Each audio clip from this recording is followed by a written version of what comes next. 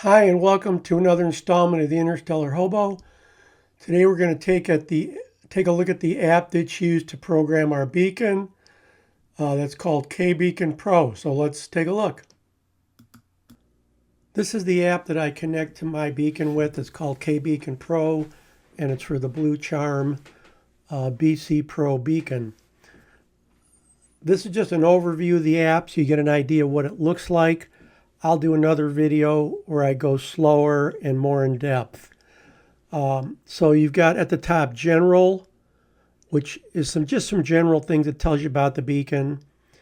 And then you saw there's slots. Okay, so there's slot 0, slot 1, slot 2, slot 3, slot 4. So the slots, think of the slots as the operating characteristic of the beacon.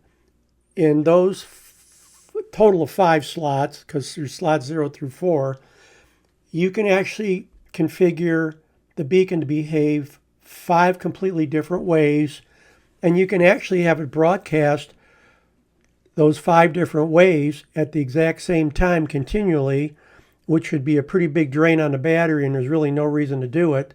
Usually you only use one slot. The beacon comes configured with slot 0 as an iBeacon.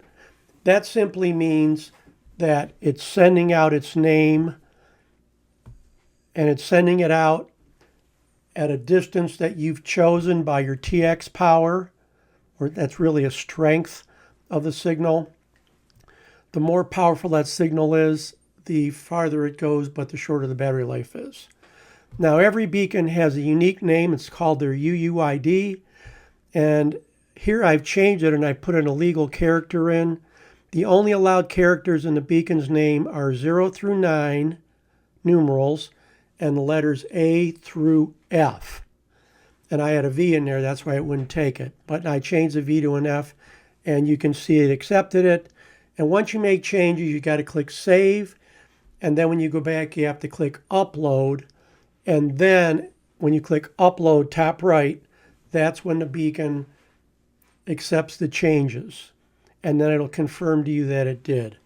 So I've changed my name, I've changed the broadcast strength, and you can see the add interval is 1022.50 milliseconds. So you can change that right here.